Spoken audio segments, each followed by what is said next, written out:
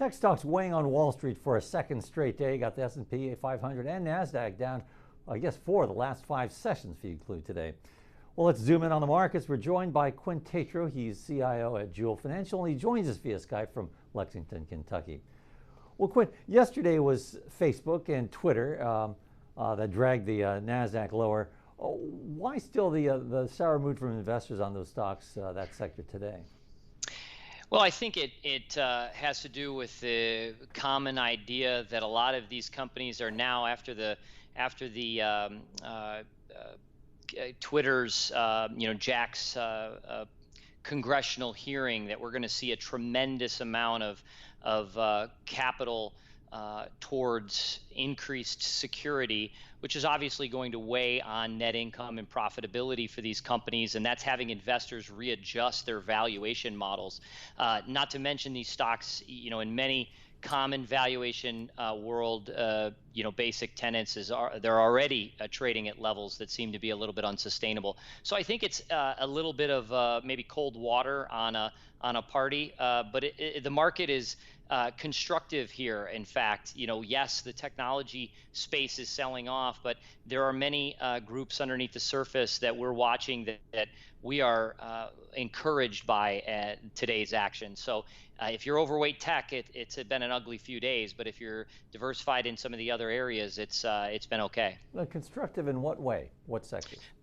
So material space is very interesting to us because we think it correlates with the trade discussions that are going on, with Canada and specifically China. If you take a look at today, for example, you have Boeing trading up nicely, leading the Dow higher.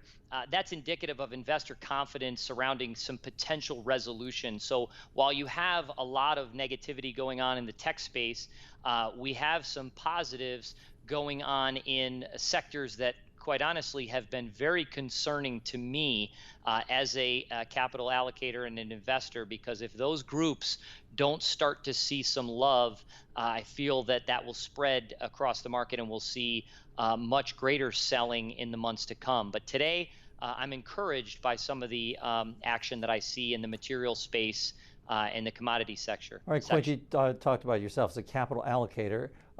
Any changes to your asset allocation, given that we are now in September? So we like the new, I think, strength, if you will, in the financial group, and the pullbacks that we've been seeing just in the last couple of days.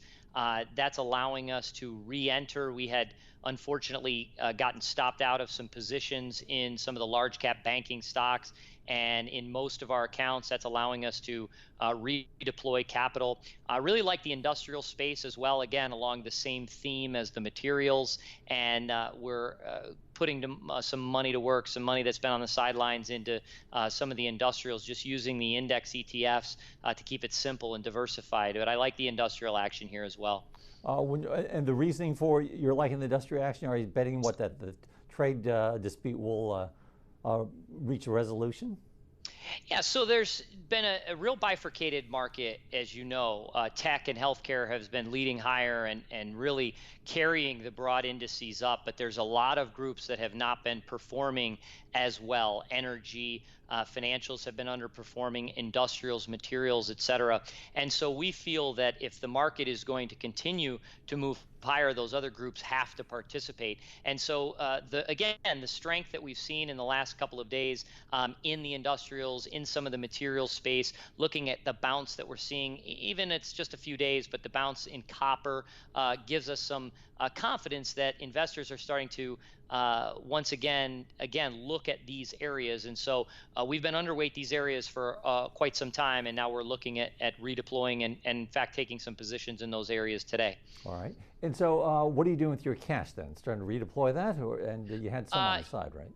Yeah, so we have a pretty substantial cash position on the side, and we're going to continue that. I don't think we're out of the woods. I think volatility will continue, and I think when we get these sell-offs, as long as they're constructive, and what do I mean by that? Well, again, we see a sell-off in specific area, technology today. It's bringing down the S&P, certainly the Nasdaq, but there are sectors that are seeing that rotation, that money go to work. That's constructive selling to me. When I see every sector red across the board, breadth horrible, that's not constructive.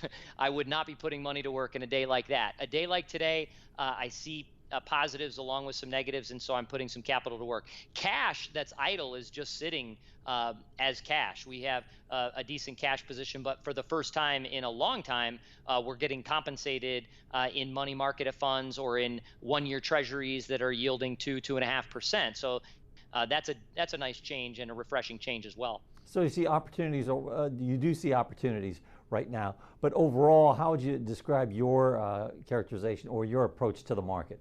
I'm not a full believer yet, and that's indicative by my cash position, which is still relatively high compared to normal standards. Our aggressive accounts are 25-30% in cash. So it's going to take me a little bit more to be a real believer, and the financials will help me to really buy in. I've got to see renewed strength in the financials. They had a nice rally over the last couple of months on the back of earnings, and that was a positive, but now I want to see continued money rotate in that area.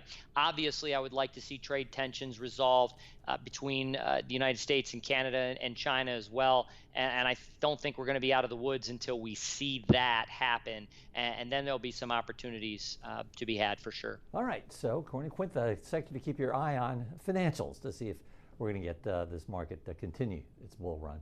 Thanks a lot, Quint, for joining us. Thanks for having me. Our thanks to Quint Tatro of Jewel Financial, joining us via Skype from Lexington, Kentucky. I'm Fred Katayama. This is Reuters.